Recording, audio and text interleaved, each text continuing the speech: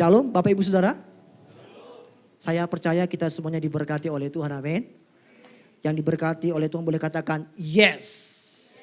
Iya, boleh lihat kiri kanannya. Sekali lagi katakan, saya senang lihat wajahmu siang hari ini. Ya. Annyeong haseyo, gitu ya. Puji Tuhan, Bapak Saudara yang terkasih, kita bersyukur bahwa hari ini kita diberikan Tuhan kesempatan untuk bersama-sama merenungkan kembali bagaimana Yesus telah mati untuk saudara dan saya. Amin. Bapak Saudara boleh katakan sama-sama dengan saya, ikuti saya ya. Saya manusia berdosa. Tetapi saya telah ditebus oleh Yesus. Saya menjadi anak Tuhan. Berikan tepuk tangan bagi Tuhan kita, haleluya. Baik, Bapak Saudara, hari ini adalah hari pertama ibadah kita di bulan April, maksud saya Bapak Saudara ya. Bahwa bulan April ini ada satu subtema yang akan kita gumuli berkaitan dengan tema tahunan kita di Year of Multiplication, yaitu disalibkan dan dibangkitkan bersama Kristus. Bapak Saudara jangan takut atau kaget melihat subtema ini, bukan berarti saudara semua disalibkan, gitu ya. Nanti kita akan belajar apa maksudnya kita disalibkan dan juga dibangkitkan bersama dengan Kristus. Nah, untuk itu Bapak Saudara, di hari Jumat Agung ini, Bapak Saudara, kita akan merenungkan firman Tuhan dengan topik yang berkaitan dengan disalibkan dan dibangkitkan dalam Kristus. Saya beri judul menyalibkan kedagingan. Boleh katakan sama-sama? Iya, menyalibkan kedagingan. Bapak Ibu, mari kita buka dulu Alkitab kita dalam Galatia pasal 5 ayat 24. Galatia pasal 5 ayat 24. Demikian firman Tuhan. Barang siapa menjadi milik Kristus Yesus, ia telah menyalibkan daging dengan segala hawa nafsu dan keinginannya. Yesus berkata, yang diberkati, yang berbahagia adalah kita yang mendengarkan firman Tuhan dan memelihara dalam hati kita. Amin Bapak Ibu. Bapak Ibu, Alkitab berkata bahwa barang siapa menjadi milik Kristus Yesus. Siapa yang menjadi milik Kristus Yesus? Yaitu barang siapa yang percaya kepada Kristus. Siapa itu? Saudara dan saya, amin. Maka dikatakan ketika kita menjadi milik Kristus Yesus, kita telah menyalibkan daging kita. Daging dengan segala hawa nafsu dan keinginannya. Bapak Saudara, di zaman modern ini orang-orang berbicara tentang kebebasan. Bebas untuk mengekspresikan dirinya. Bebas untuk mengikuti keinginan hatinya. Bebas untuk menentukan arah hidupnya. Tapi ironisnya Bapak Saudara, ketika orang semakin berusaha untuk mencari kebebasan demi kebebasan dalam hidupnya, ternyata semakin banyak yang terikat. Terikat dengan apa? Terikat dengan dosa Bapak Ibu Saudara. Terikat dengan hawa nafsu. Terikat dengan ego, terikat dengan keserakahan, terikat dengan amarah, iri hati, dengki, dendam, akar pahit. Segala macam dosa mengikat orang-orang yang tadinya pengen bebas katanya. Karena ternyata kebebasan itu bukan berbicara tentang kita bisa atau mampu melakukan apa saja yang kita mau inginkan. Ternyata kebebasan itu adalah ketika kita benar-benar tidak lagi diikat oleh belenggu dosa. Bapak Saudara, sebebas apapun hidup kita, seenak apapun hidup kita saya katakan, sebanyak apapun harta kita, setinggi apapun jabatan kita, seberapa bagusnya body kita ini Bapak Saudara. Tapi kalau kita masih terikat oleh dosa, kita belum bebas, belum merdeka. Amin. Karena kemerdekaan atau kebebasan di dalam Alkitab itu bukan bicara tentang kita punya segala-galanya dalam hidup kita. No. Tapi adalah ada tidaknya ikatan dosa dalam hidup kita. Nah, Bapak Saudara terkasih, maka dikatakan bahwa ketika kita terikat tadi, Alkitab mengatakan itu adalah kedagingan. Katakan sama-sama. Iya. Bapak Saudara, kalau saya bicara daging, jangan mikirkan daging B2 Bapak Saudara ya. Nanti mungkin setelah ibadah bolehlah makan hunting makanan di mana-mana gitu ya. Kedagingan ini yang dimaksud di Alkitab ini dalam bahasa Yunani itu sarx Bapak Saudara. Daging itu bicara tentang apa? Natur manusia yang dikuasai dosa Bapak Ibu. Jadi bukan bicara tentang tubuh fisik. Kedagingan ini bicara tentang apa? Natur manusia yang berdosa. Saya katakan ingat Bapak Saudara, ada dua hal dosa, dua jenis dosa maksud saya. Yang pertama, dosa asal, dosa warisan. Yang kedua, dosa perbuatan. Origin sin, actual sin. Setiap orang Alkitab berkata, karena kita adalah keturunan Adam dan Hawa, maka kita dikandung dalam dosa. Artinya apa? Bahkan ketika kita dalam kandungan ibu kita ini pun, Bapak Saudara, kita sudah punya natur dosa.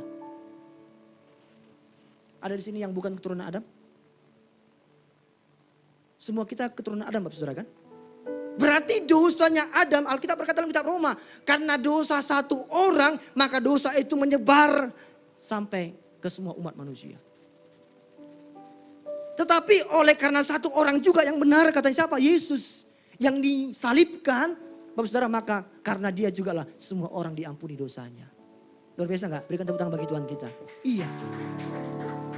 Bapak Saudara perhatikan ya, ini kedagingan ini, kita ini punya natur dosa. Maka saya katakan selalu begini, yang membuat kita bisa berbuat dosa itu adalah karena kita sudah punya natur dosa, Bapak Ibu. Amin. Jadi bukan setelah kita berbuat dosa baru kita dikatakan manusia berdosa, bukan. Dari awalnya pertama kali itu natur kita manusia berdosa. Karena kita punya natur seperti itu, maka kita didorong terus untuk condong kepada dosa. Kejahatan demi kejahatan. Hal-hal yang tidak menyenangkan Allah. Itu yang selalu kita lakukan.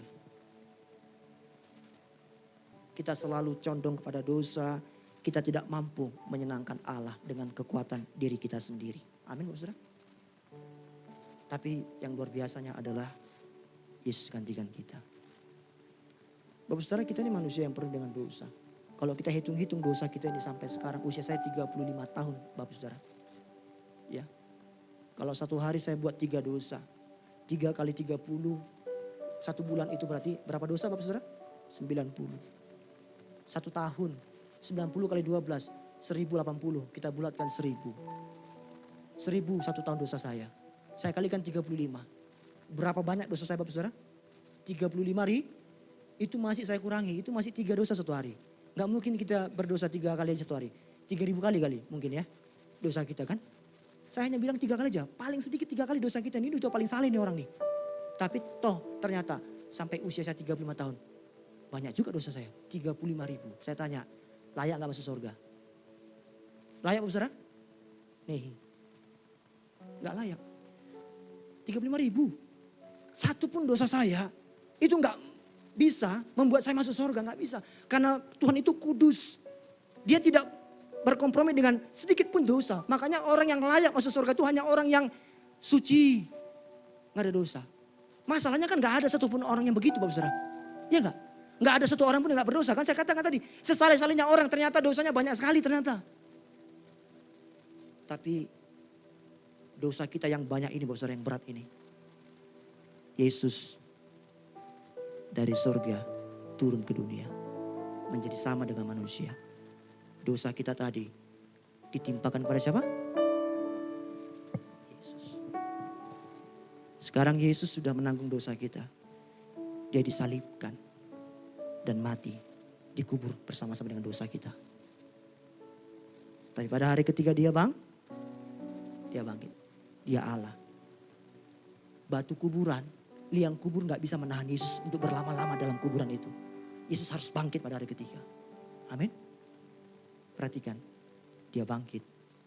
Siapa yang percaya kepada Kristus, Alkitab berkata, diselamatkan. Dosanya diampuni. Jadi yang membuat kita layak masuk surga, Saudara, hanya pengampunan. Amin. Hanya ketika Tuhan berkata begini, dosamu diampuni, baru bisa masuk surga. Tanpa pengampunan dari Tuhan, gak bisa, Saudara, impossible. Gak bisa. Hanya oleh pengampunan lah yang membuat kita bisa masuk surga. Dan Yesus sudah menawarkan itu kepada manusia.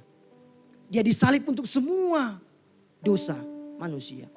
Pertanyaannya, siapa manusia yang mau percaya kepada dia? Selamat. Yang tidak, binasa. Saudara terkasih. Dan Yesus mati, perhatikan saya. Dia mati tidak hanya mengampuni dosa kita. Tapi dia juga mati untuk mematikan kuasa dosa dalam diri kita. Dia tidak hanya mengampuni dosa saudara dan saya tadi, tapi dia apa? Dia mematikan kuasa dosa. Ingat, natur kita tadi berdosa. Ketika kita percaya kepada Kristus, tidak langsung kita jadi malaikat kan? Ada yang langsung jadi malaikat. Terbang-terbang. Setelah dia, Tuhan aku percaya kepadamu Tuhan, lalu jadi malaikat dia. Bim salah bim. Tetap manusia Bapak Saudara? Tetap bisa berdosa enggak? Saya tanya. Karena kita masih tetap dalam natur dosa. Tapi Tuhan berkata, ketika kita diampuni Tuhan, Tuhan tetap berikan kuasa bagi kita untuk mematikan kuasa dosa dalam diri kita ini loh.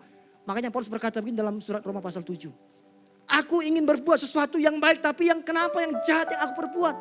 Paulus berkata, aku ini manusia paling berdosa. Saya tanya, kalau Paulus berkata, aku manusia paling berdosa, kita bagaimana? Pasti lebih buruk daripada Paulus kan?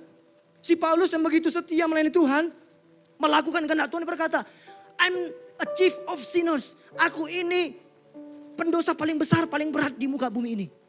Apalagi kita, saudara. Gak bisa lagi kita ungkapkan dengan kata-kata betapa berdosanya kita. Aku terus bergumul dengan dosa, kata Paulus, berdosa.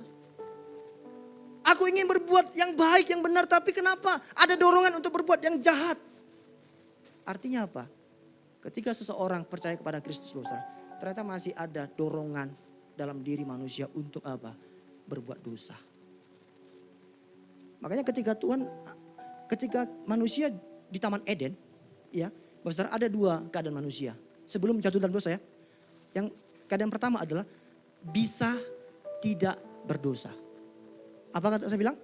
Bisa tidak.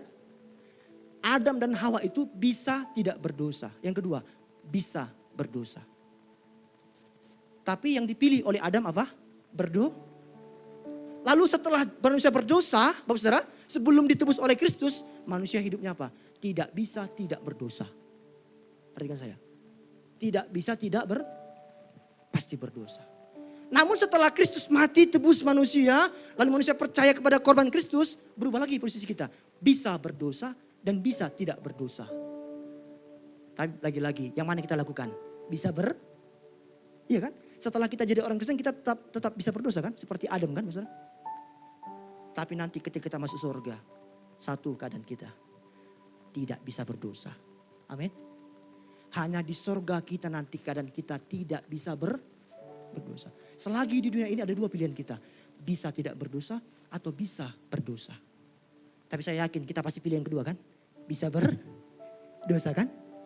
Terus dikuduskan oleh Tuhan. Nanti di surga baru keadaan kita menjadi apa? Gak bisa berdosa. Karena apa? Tubuh kita bukan lagi daging ini loh. Tapi sudah menjadi tubuh kemuliaan yang kekal. Gak ada lagi dorongan atau keinginan untuk berdosa. Karena kita sudah dalam kerajaan surga. Jadi saya katakan bahwa Jumat Agung ini bukan hanya bicara tentang Kristus mati disalibkan.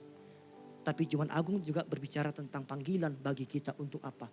Kita menyalibkan kedagingan kita. Saya tuliskan begini. Salib Kristus adalah dasar penyaliban kedagingan.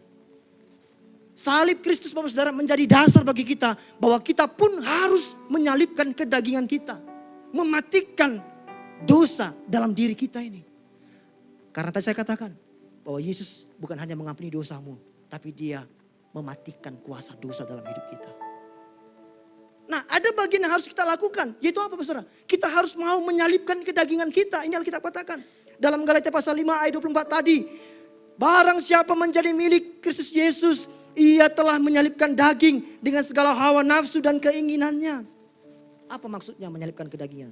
Saya bawa kita dengan cepat merenungkan bagian ini. Yang pertama. Menyalibkan kedagingan berarti mati bagi dosa. Katakan mati bagi dosa. Roma 6 ayat 6 dan ayat 11 saya baca. Demikian firman Tuhan. Karena kita tahu bahwa manusia lama kita telah turut disalibkan. Supaya tubuh dosa kita hilang kuasanya. Agar jangan kita menghambakan diri lagi kepada dosa. Ayat 11. Demikianlah hendaknya kamu memandangnya. Bahwa kamu telah mati bagi dosa. Tetapi kamu hidup bagi Allah dalam Kristus Yesus. Bapak Ibu, mati bagi dosa ini berarti dua hal. Yang pertama, kita bebas dari kuasa dosa. Ayat 6 sampai 7 dalam Roma pasal 6.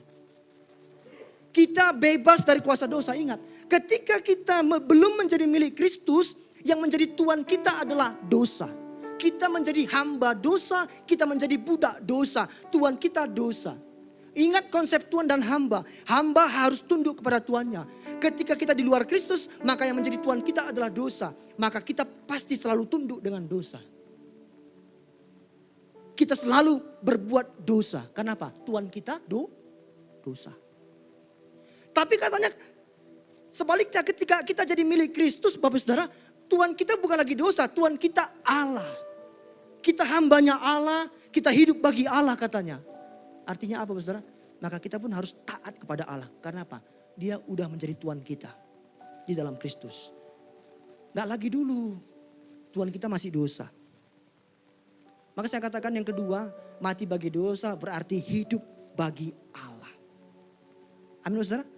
Dosa tidak lagi menjadi Tuhan atas hidup kita. Ingat, kita tidak lagi menjadi budak dosa. Katakan kiri kananmu, kita tidak lagi budak dosa bilang. Iya. Bapak Saudara, tapi kita seringkali menjadi orang yang Alkitab bilang begini ya. Yesus mati hanya satu kali Bapak Saudara. Amin. Tapi saya bilang begini, kita seringkali menyalibkan Yesus 2 kali, 3 kali, 4 kali, 5 kali. Artinya apa? Udahlah kita terima karya Kristus, kita sudah percaya sama Kristus jadi orang Kristen. Tapi kita terus hidup dalam dosa. Enggak lagi hanya jatuh dalam dosa, tapi sudah hidup dalam dosa.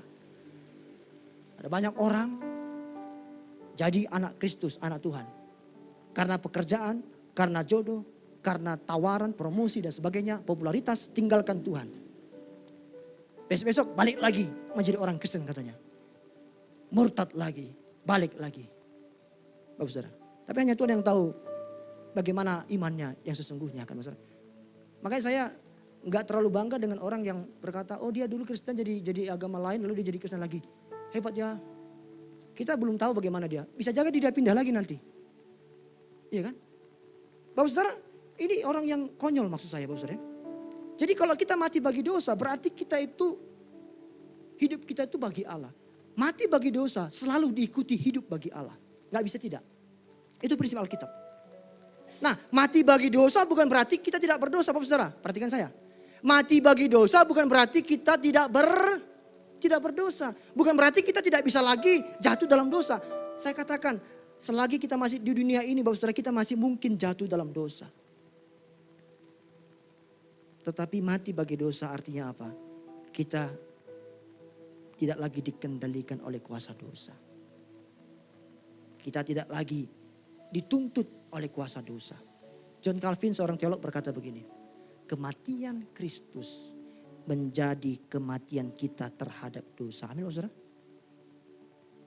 Dengan Kristus mati, itu menjadi kematian kita terhadap dosa. Mati bagi dosa. Oh saudara, perhatikan saya. Dalam budaya orang Yahudi, Bapak Ibu Saudara, saya sudah pernah katakan bahwa seorang budak itu harus tunduk mutlak kepada tuannya. Kapan budak itu bebas? Ada beberapa kondisi. Yang pertama, mungkin setelah dia dibebaskan oleh tuannya.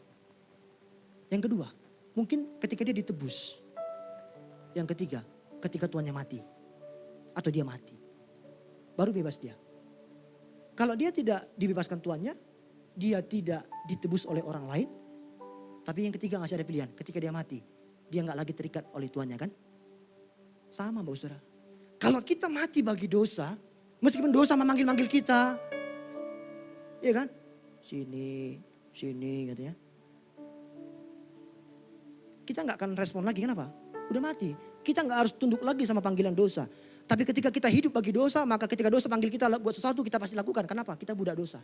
Seperti tadi budak tadi, ketika tuannya masih hidup atau dia masih hidup, ketika tuannya kasih dia kerjaan, harus dia lakukan. Yes bos. Tapi ketika dia mati, tuannya manggil-manggil pun gak bisa lagi Bapak Saudara. Kenapa? Udah mati. Itu artinya mati bagi dosa. Bapak Saudara ingat ya, kita ini mati bagi dosa. Apa yang kita lakukan? Tolak dosa secara sadar. Amin. Bukan pasif, mengalir aja. Nanti lama-lama aku gak lagi begitu kok. Konsep Alkitab bukan begitu Bapak Saudara. Menolak dosa itu harus aktif. Aku mau stop pornografi. Aku mau stop perzinahan. Aku mau stop kecurangan. manipulasi. Aku mau stop akar pahit. Aku mau stop dendam di hatiku. Itu mati bagi dosa. Bukan, gak apa-apalah. Semuanya indah pada waktunya. Gak apa-apa aku sekarang akar dendam sama papaku, sama mamaku. Aku dendam sama temanku. Bahkan aku kepahitan dengan orang tuaku. Gak apa-apa, nanti juga pelan-pelan akan terkikis. Bapak saudara, bukan itu konsep Alkitab. Alkitab ajarkan tolak dosa secara sadar. Ambil keputusan. Takutnya sebelum selesai akar pahit kita sudah dipanggil Tuhan. Gak sempat kita bereskan. Halo? Ya kan Bapak saudara? Jadi saya gak tahu Bapak saudara apa yang selama ini masih kita simpan. Dosa-dosa tersembunyi. Ya kan? Saya kasih contoh Bapak saudara. Ini. Dosa-dosa tersembunyi kita nih.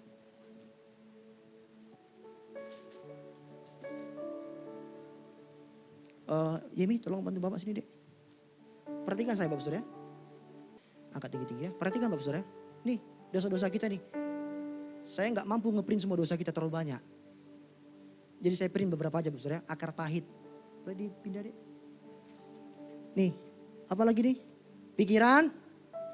Victor. Terus. Perlu pakai ludah ya. Perzinahan.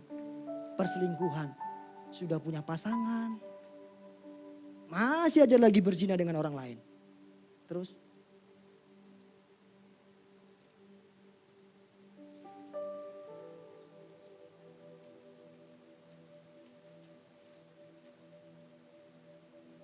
Hawa nafsu.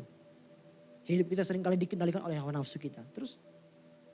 Kayaknya Yemi grogi nih. Apalagi Pak saudara? Pornografi. Terus?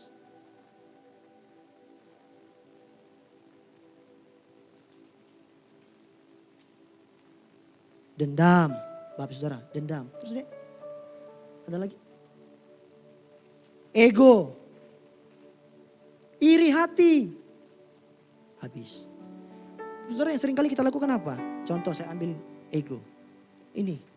Ego, maunya kita terus gak mau kita tahu tentang orang lain. Gak pernah mengasihi orang lain. Yang kita lakukan apa? Kita tutup-tutupi kan? Iya gak? Saya tanya, kalau ditutupin begini beres gak dosa itu? Makanya ketika Adam dan Hawa di Taman Eden jatuh dalam dosa. Lalu mereka cari cawat. Iya kan? Mereka tutupin kemaluan mereka. Tuhan bilang bukan itu solusi dosa. Solusi dosa bukan ditutup-tutupi. Amin saudara? Solusi dosa adalah diselesaikan, dibereskan. Lalu Tuhan korbankan binatang di Taman Eden. Iya kan? Kulitnya dikasih kepada Adam dan Hawa. Ingat ya, sejak awal Tuhan sudah membuat program pengorbanan. Ketika Adam dan Hawa jatuh dalam dosa, dia korbankan binatang untuk ambil kulit binatang itu untuk nutupin si Adam dan Hawa. Itu tipologi dari Kristus. Bahwa apa? Darahnya binatang tadi itu tipologi darah Kristus nanti di kayu salib untuk tebus dosa manusia. Solusi dosa itu bukan ditutup-tutupi. Perhatikan sayang. Boleh buka ini dek. Lalu kita simpan-simpan kan. Ini dosa tadi semua kita simpan di hati kita. Masuk. Kita bawa-bawa ini terus. Orang gak lihat. Makin banyak dosa kita masuk, simpan terus. Saya tanya Bapak saudara, kalau sampah itu kita simpan terus, kecium gak baunya? Sampah itu jangan dimasukkan ke dalam tas, amin. Sampah itu di mana taruhnya? Tempat sampah. Ini saya buat tempat sampah nih. Yang Tuhan bilang Bapak saudara nih, sampah-sampah tadi, dosa tadi itu, ini Bapak saudara. Ego kita nih, buang tempat sampah. Perzinahan kita nih, buang tempat sampah. Akar pahit segala macam tadi dosa tadi, buang dalam, jangan di hatimu buang jauh-jauh. Masukkan deh ya. Ini Bapak saudara. Udah kita buang tempat sampah kita bawa lagi. Kan lebih parah kita nih. Masih mending tadi dalam tas, tapi ini udah masuk sampah dibawa lagi ke tong sampah. Kalau orang-orang bawa sampah begini, kan gak waras Bapak saudara. Sampah itu bilang kiri kanannya, buang sampah dalam hidupmu bilang.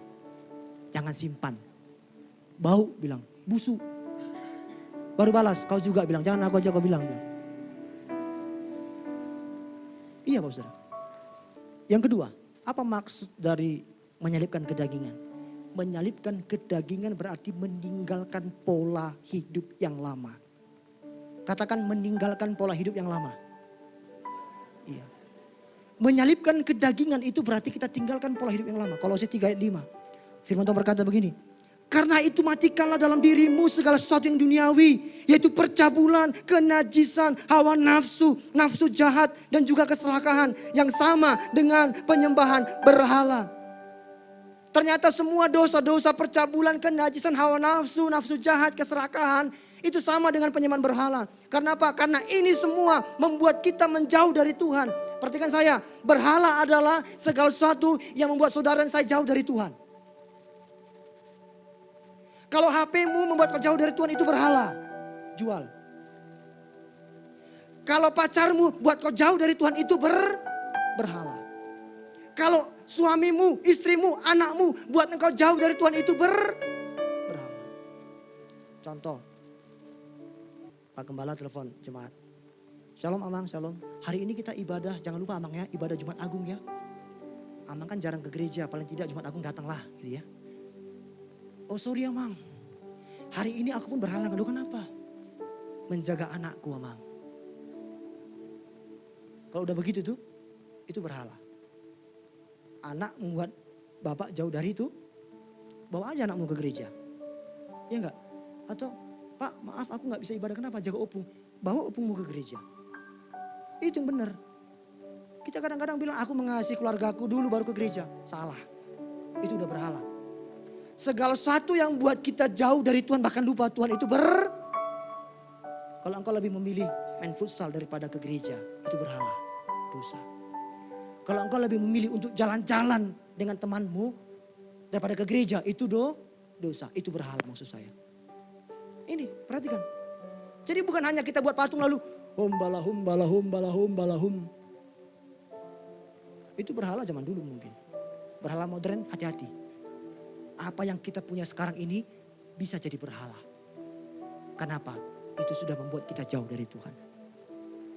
Bapak saudara, maka dikatakan matikanlah katanya.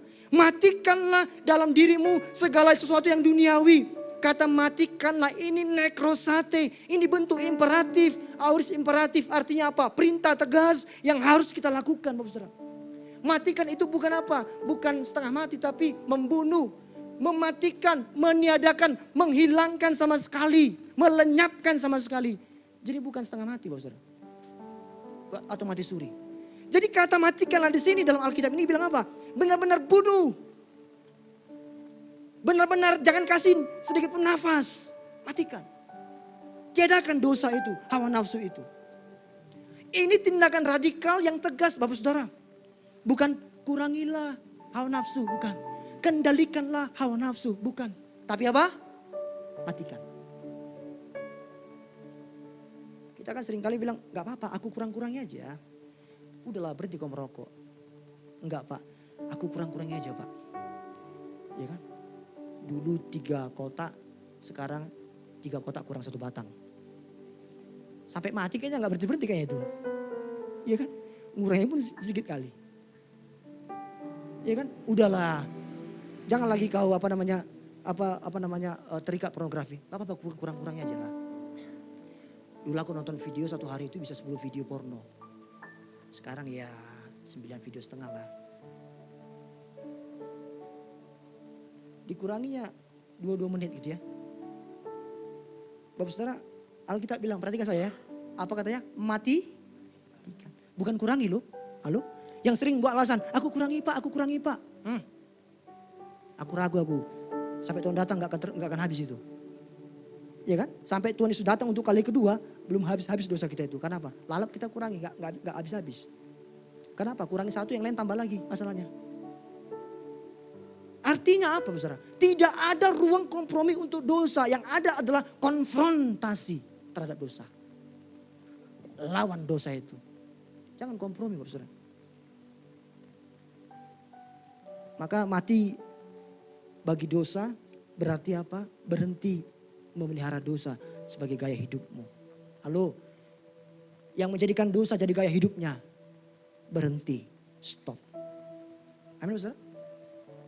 Saya baca apa yang dikatakan oleh Calvin, dia bilang begini. Kita tidak hanya dibenarkan tapi juga dipanggil untuk dimurnikan dari kecemaran dosa. Ketika kita ditebus oleh Kristus Bapak Saudara, maka kita dibenarkan. Amin. Dosa kita tadi diampuni. Amin Bapak Saudara. Tapi nggak sampai di situ karya Allah. Tuhan mau kita mengalami pengudusan, sanctification. Pengudusan dari hari ke hari. Dimurnikan sampai apa? Menjadi atau mencapai keserupaan seperti Kristus. Makanya jangan bilang, aku dari Kristen kok. Tapi hidup kita nggak mau disucikan. Nggak mau dimurnikan oleh Tuhan. Jadi setelah kita dibenarkan jadi anak Tuhan, dosa kita diampuni tadi. Nggak berhenti. Tuhan terus bekerja untuk apa? Memurnikan kita, menguduskan kita. Saya bilang, bukan langsung jadi malaikat kita kan. Tapi apa? Step by step. Dipulihkan. Saudara terkasih dalam nama Tuhan Yesus Kristus, apa yang harus kita lakukan? Putuskan hubungan dengan dosa secara radikal. Jangan setengah-setengah. Jangan tunda untuk bertobat. Saudara, ada seorang pria yang gak pernah mau tahu tentang Tuhan. Gak pernah mau pergi ke gereja. Even Natal pun dia sesekali Natal dia. Lalu karena keluarganya adalah jemaat setia di suatu gereja lokal tertentu, gembala sidangnya juga selalu berusaha untuk bertanya tentang keluarganya yang gak pernah mau datang ke gereja. Lalu sesekali gembala atau pendeta mengunjungi ke rumah keluarga jemaat tadi. Yang tadi selalu menolak untuk datang sama Tuhan. Ayo gereja. Tunggulah Pak Pendeta. Ayo gereja melayani Tuhan. Tunggulah Pak, nantilah Pak ya. Selalu ditunda-tunda Bapak Saudara. Selalu ditunda-tunda.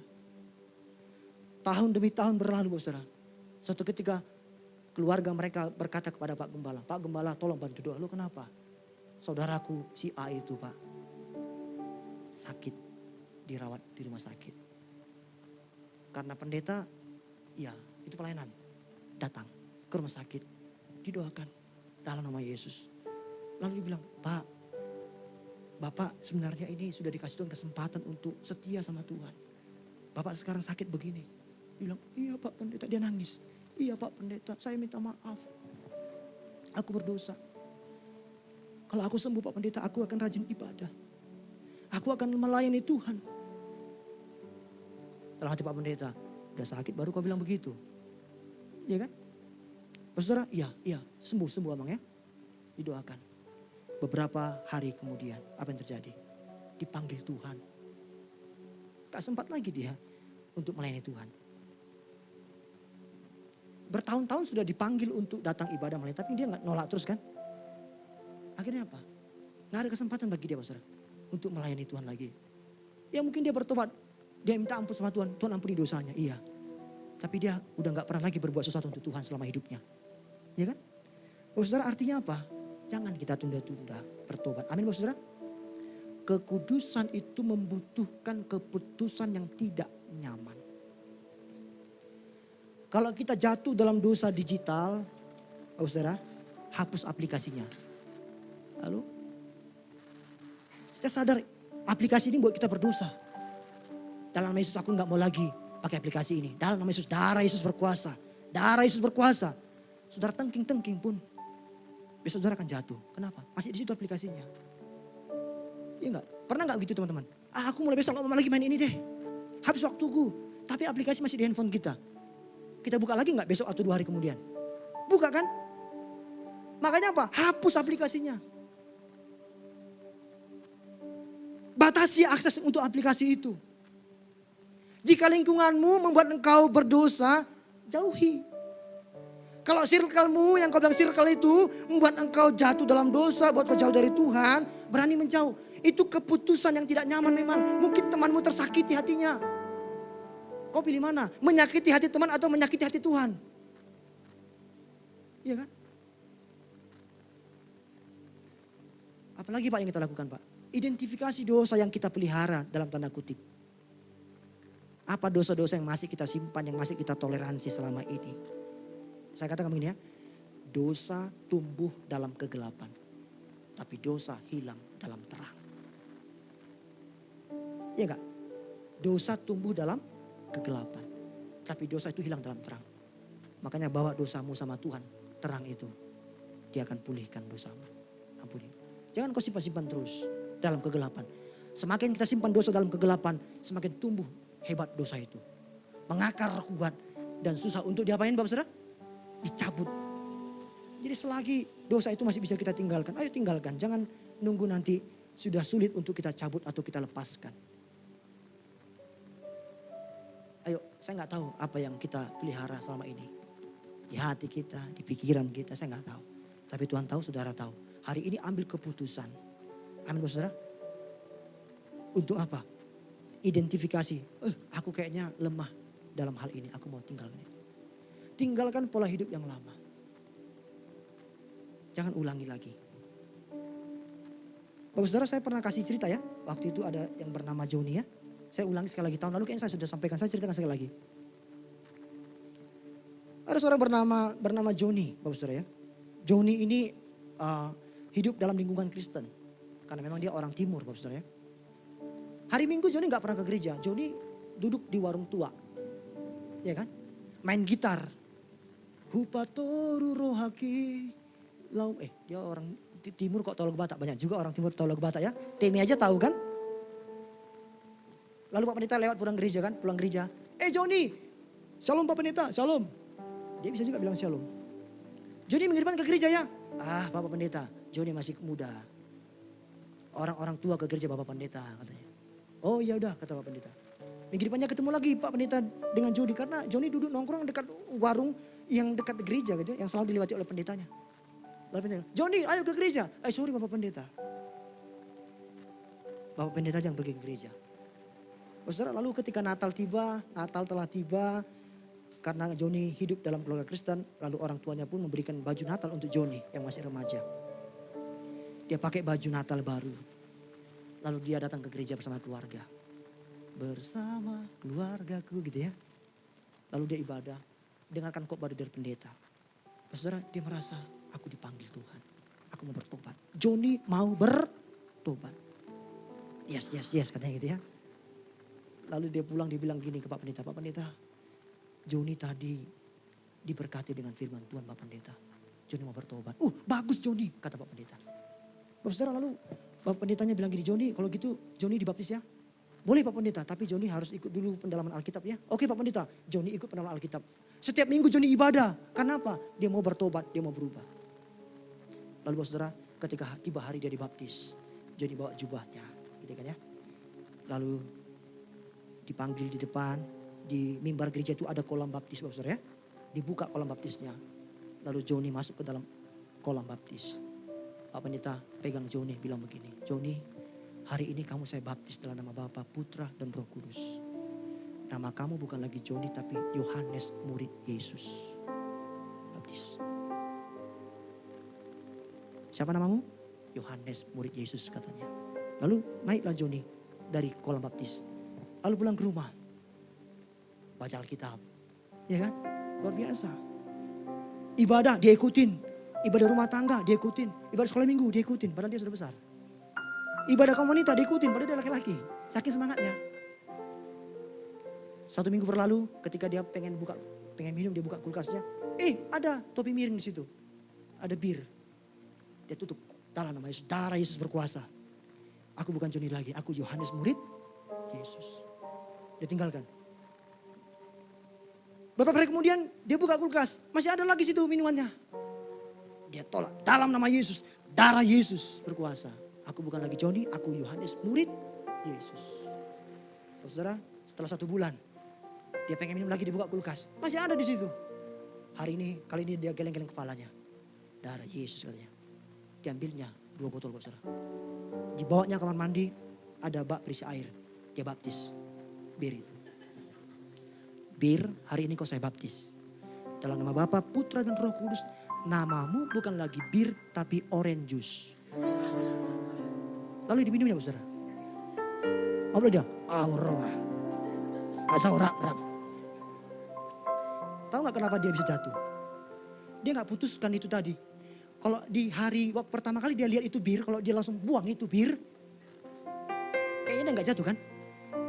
Dia pikir dia kuat gitu ya. Darah Yesus berkuasa. Iya, darah Yesus berkuasa. Kita nggak berkuasa masalahnya. Artinya apa? Saudara, matikan dosa itu loh. Gak bisa kita, sekarang kita bilang, no, iya. Sekarang kita bisa bilang tidak. Digoda terus, akhirnya jatuh lagi dalam dosa. Berulang-ulang, itu namanya tobat, kumat. Yang ketiga, yang terakhir. Menyalibkan kedagingan itu berarti dipimpin oleh Roh Allah.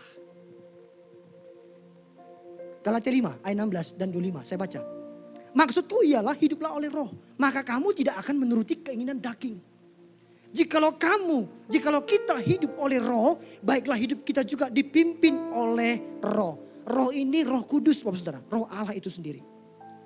Hiduplah oleh Roh katanya. Artinya apa? Sumber kehidupan kita itu adalah Roh Kudus. Ayat 16. Ayat 25. Jika kita hidup oleh Roh, baiklah kita juga hidup dipimpin oleh Roh. Sumber hidup kita adalah Roh Kudus katanya, hidup oleh Roh. Tapi jika kita hidup oleh Roh katanya, kita juga harus dipimpin oleh Roh. Artinya apa? Yang menjadi master kita, driver kita adalah Roh Kudus yang mengarahkan kita. Ini maksudnya dipimpin oleh Roh. Jadi Bapak Saudara, dipimpin oleh Roh bukan berbahasa roh Bapak Saudara. Ya, dipimpin oleh Roh itu adalah hidup yang diarahkan oleh Roh Kudus. Hiduplah katanya peripateite dalam bahasa Yunani.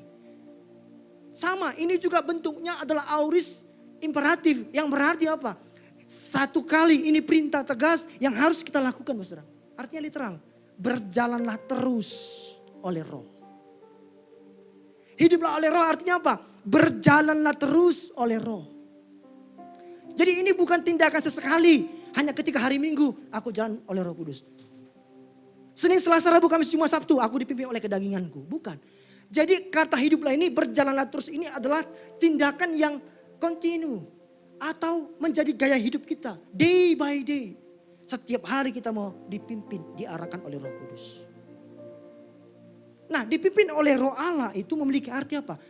Bapak Saudara, ketika saya baca dalam bahasa asli ini luar biasa. Kata yang dipakai ini adalah kata Yunani yang sering kali dipakai dalam dunia militer, Bapak Saudara. Artinya apa? Dipimpin itu artinya apa? Berjalan dalam barisan, mengikuti langkah, hidup teratur. Ini istilah militer. Artinya apa? Berjalan sesuai komando. Saudara, di sini punya keluarga militer. Kalau tentara itu, Bapak Saudara, itu harus taat sama pimpinannya, itu tidak. Gak bisa bilang tidak, Bapak Saudara. Apapun yang terjadi, harus ikut kata komandonya. Bapak Saudara, seorang angkatan itu gak boleh berkata tidak kepada perintah atasannya. Inilah maksudnya dipimpin oleh Roh. Dipimpin oleh Roh, kita itu seperti prajurit. Yang apa? Yang ikut komando. Komando kita siapa? Roh Kudus. Kemana Roh Kudus arahkan kita? Kita ikutin.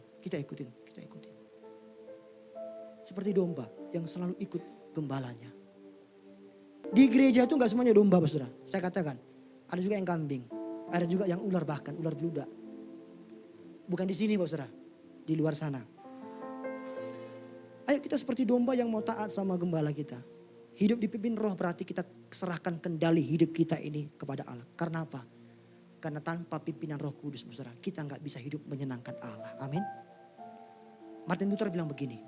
Roh Kudus tidak hanya memberi hidup tapi juga membentuk hidup orang percaya setiap hari. Jadi dipimpin oleh Roh bukan hanya kita menolak dosa, tapi harus mau ikut kata Roh Kudus. Amin. Nggak cukup hanya apa? Kita tolak dosa. Tapi kita harus secara aktif mau ikut apa kata Roh Kudus. Apa kehendak Tuhan dalam hidup kita, Bapak Saudara. Apa yang kita lakukan? Ayo belajar peka terhadap suara Roh Kudus. Luangkan waktumu untuk dengar suara Roh Kudus. Ambil saat teduh. Saya diajar di kelas, saya bilang gini kepada anak saya. Tolong ya, syarat lulus di kelas Bapak. Setiap hari baca Alkitab. Setiap hari harus saat teduh. Selalu, Saudara. Kelas apapun yang saya ajari, saya bilang harus. Sebelum Bapak masuk kelas, semuanya harus sudah baca Alkitab hari itu. Kami buat grupnya langsung. Kalau nggak baca Alkitab hari itu, mohon maaf, nggak boleh masuk kelas ya. Iya Pak, harus baca. Sebelum masuk kelas, Bapak mau kita baca firman Tuhan ya, kita renungkan singkat sebentar. Saya selalu bawa renungan sebelum saya mulai kelas. Atau ketika kelas berakhir. Nanti di awal kelas kalian yang berdoa. Nanti Bapak bawa renungan singkat. Di akhir kelas Bapak akan berdoa buat kalian semua. Saya selalu begitu Bapak Saudara. Kenapa? Itu supaya kita ini manusia batinnya kita terbentuk. Apalagi kalian prodi teologi saya bilang. Kalian mau jadi pendeta, mau jadi hamba Tuhan. Harusnya kalian sekarang ini belajar. Semakin banyak-banyak baca Alkitab. Malu loh orang Kristen gak pernah baca Alkitab selesai loh. Malu. Yang merasa belum baca Alkitab selesai. Udah bertahun-tahun jadi orang Kristen. Malu. Kita malu. Makanya ayo buat komitmen untuk baca firman Tuhan. Supaya hidup kita dipimpin oleh Roh Kudus. Peka dengan suara Roh Kudus. Efesus 4:30 berkata begini, saya baca. Janganlah kamu mendukakan Roh Kudus Allah yang telah memeteraikan kamu menjelang hari penyelamatan. Jangan kita dukakan Roh Kudus, jangan kita abaikan suara Roh Kudus, Bapak Saudara. Bagaimana cara kita mendukakan Roh Kudus, Pak? Ya ketika kita tidak mau dengar Roh Kudus bilang jangan lakukan itu, kita lakukan terus. Ketika Roh Kudus minta kita lakukan sesuatu yang baik, kita nggak mau. Itu berarti kita mendukakan Roh Kudus. Selanjutnya, ayo belajar taat dalam hal kecil. Amin, Saudara. Dalam hal mengampuni dulu, menahan amarah kita ini, berkata jujur dulu, menolong orang lain dulu. Gak usah yang terlalu spektakuler. Belajar taat dalam hal kecil. Di kampusmu, di dalam keluargamu, di tempat pekerjaanmu, dimanapun kita hal kecil. Berkata jujur itu kecil. Ayo belajar dulu hari itu. Gak usah hal-hal yang hebat dulu deh. Gak usah. Menolong orang yang kesulitan. Menahan amarah ini loh. Mengampuni orang yang bersalah sama kita. Menjaga pikiran kita. Menjaga perkataan kita. Amin. Ingat ya. Ketaatan kecil saat ini yang kita lakukan. Itu sangat menentukan kemenangan besar. Yang akan kita terima nanti. Amin. Ketaatan kecil yang kita lakukan sekarang ini Bapak Saudara. Itu akan menentukan kemenangan besar dalam hidup kita nantinya. Kalau kita taat, hidup kita akan mudah. Amin. Yang buat kita sering kali susah untuk ikut kehendak Roh Kudus karena kita selalu melawan. Ayo taat. Ayo taat. Saya minta tolong Daniel sini sebentar deh. Sebentar. Bapak Saudara, perhatikan saya. Kalau saya dan Daniel ini berjalan berikan dengan tangan. Bapak Saudara. Begini, Bapak Saudara. Kalau Daniel ikut saya bilang, Daniel ikut Bapak. Iya, dia ikut saya. Saya tanya, Daniel, mudah atau sulit? Mudah. Tapi coba Daniel nggak mau taat. Daniel ke sana, Bapak ke sana. Jalan ke sana deh. Ke sana kamu jalan. Saya mau ke sana, tapi dia bilang, sana aja Pak katanya. Sini aja Dan. Sakit Bapak Saudara. Berat, nggak enak, ya nggak? Kalau saudara nggak taat sama Tuhan, sakit hidupku. Capek gitu, capek. Ayo sekarang pilih taat. Makanya coba bilang gini, thank you. Belajarlah padaku. Ya kan? Belajar padaku, pikul aku yang kupasang. Belajar padaku. Ayo ikut apa yang kehendak Tuhan. Kalau kita ikut kehendak Tuhan, hidup ini enak dan enteng. Amin. Yang buat kita sering kali susah itu karena kita sering kali melawan sama kehendak Tuhan. Bapak Saudara, hari ini kita renungkan 3 hal. Menyalibkan kedagingan berarti mati bagi dosa. Tinggalkan pola hidup yang lama. Dan dipimpin oleh Roh Kudus. Amin Bapak Saudara. Ini panggilan Tuhan bagi kita, bagi setiap kita hari ini. Mari kita responi itu semuanya. Kita bangkit berdiri bersama-sama.